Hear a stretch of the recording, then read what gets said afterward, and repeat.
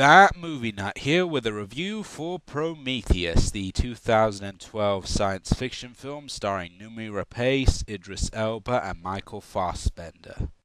Set in the near future of the 2080s and then in the 2090s, the story follows archaeologists who, after discovering various reliefs and ancient symbols all tied together by the theme of humans pointing towards the stars, decide to go investigate following the constellation that is marked out in all of these reliefs, determined to discover if these creatures out there were responsible for the creation of human life. Arriving on the planet, they begin to explore the ruins and try to discover the origin of man. Though, of course, bad things start to happen. The acting all around is pretty solid. Noomi Rapace, Idris Elba, and Michael Fassbender all deliver fine performances in their respective roles, especially Fassbender as the android, who is always polite, and that in turn creates a sort of strange, eerie quality about him and leaves you uncertain as to what he is, and the simple straightforwardness of his servitude towards humans mask deeper motivations, which Fassbender does well. He's very good at playing a character with layers, and he's quite fascinating to watch on screen. And Rapace and Logan Marshall Green as the archaeologist couple have good chemistry together, and you do buy that they are into each other. Idris Elba does his usual great form, this time as a spaceship captain who's sort of a cross between your typical science fiction type captain and a trucker. And he plays it very well. He exudes authority, but he doesn't feel bloated, pompous, or big-headed. He feels very much like a real guy. And of course, Guy Pearce plays the CEO of the company that is financing the expedition, and he looks really good in the prosthetics, and you actually forget that you're watching Guy Pearce. He plays the old man that convincingly, and of course Charlize Theron is his emissary on the mission, the representative of the company, and she exudes a professional, strict coldness that contrasts with the various personalities of the crew.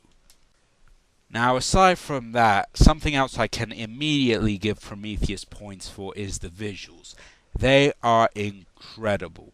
This is what I'm talking about when I say a proper wide shot. Here you feel a sense of scale and scope. The worlds that we see in the movie feel huge, expansive. They feel like worlds. They don't just feel like CG backdrops. Even when they're in the caves and they shoot a little closer up, you can still feel a sense of largeness about the tunnels and the civilization that once used to live there, as well as contrasting with the smallness of the ship, where the shots feel tighter. That's good directing right there, a good sense of visual variety, and understanding the importance of framing. The ship is designed like a greatest hits of science fiction. It hits all the cues and it looks really nice. It's sleek, it's smooth, it's clean, and again it contrasts with the dark murkiness of the desolate planet.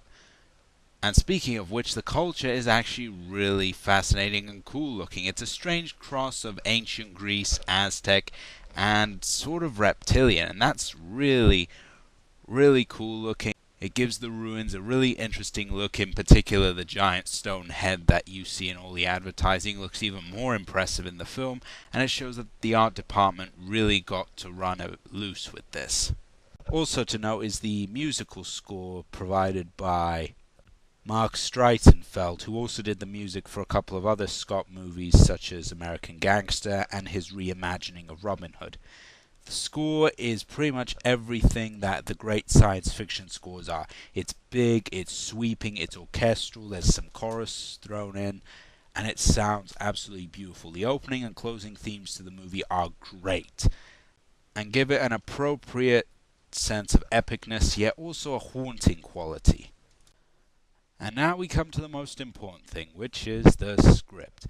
Now, the film has been in development for over a decade. It went through many different people, but to be honest, I didn't really feel that when I was watching it. It didn't feel fragmented or a Frankensteinian patchwork of different ideas. In fact, I think the plot as a whole is rather solid. The question of where did we come from and who made us is one that's run throughout science fiction for years, and though it may not necessarily be original, at least it's one of the first films in a long time to really ask this question, and it does a fairly good job of presenting it.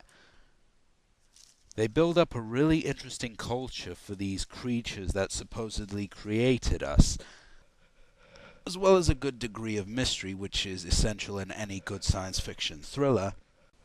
And it is quite tense throughout a lot of the movie. There is a great deal of atmosphere. It's a very well-paced film. Scenes don't feel too long or too short, they feel just right. And for the most part, hit their mark. If they need to be scary, they're scary. If they're thrilling, they're thrilling. If they're sad, they're sad.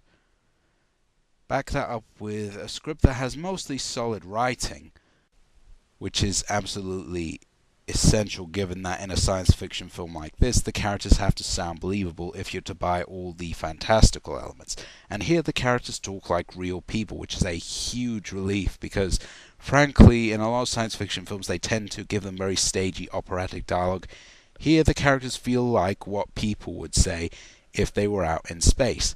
They ask those kind of questions. They say the kind of, oh, that's silly or that's dumb type of things. They don't just sit there blindly and go with it, they question it, and that's a really good bit of writing there, and it makes the characters more relatable and believable. Furthermore, some point past the middle of the movie there was a very unsettling sequence, which I'm not going to spoil, but let's just say if you've been through a very certain medical procedure or witnessed it, this will feel disturbingly familiar. And it was perhaps one of the first times in a long time in a movie where I felt legitimately unsettled and uneasy in my seat, dare I say a bit queasy. Now, don't get me wrong, the film isn't without its flaws. As I said, most of the dialogue, not all of the dialogue, was well written. There were some lines here and there that I felt like, wait, why did he or she say that? Or wait, how could you have known that?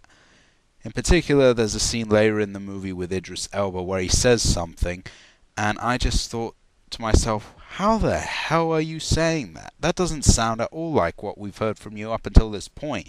It sounds just out of character. It feels like it belonged to somebody else. They had to cut the scene and they gave it to Idris.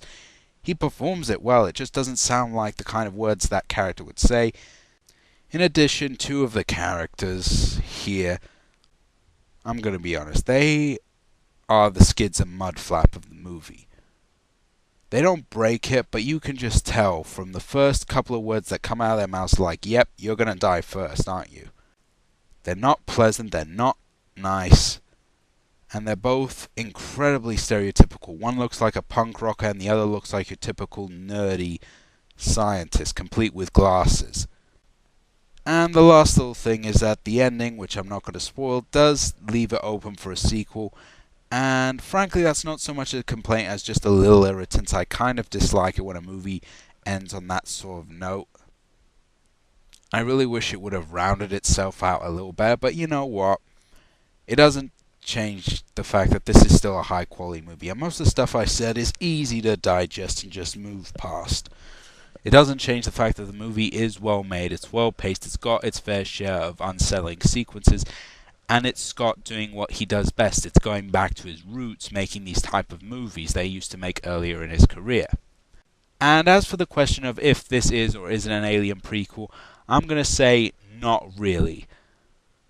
Except for the very end, but that's open for a lot of debate. But once again, it really doesn't affect the main plot.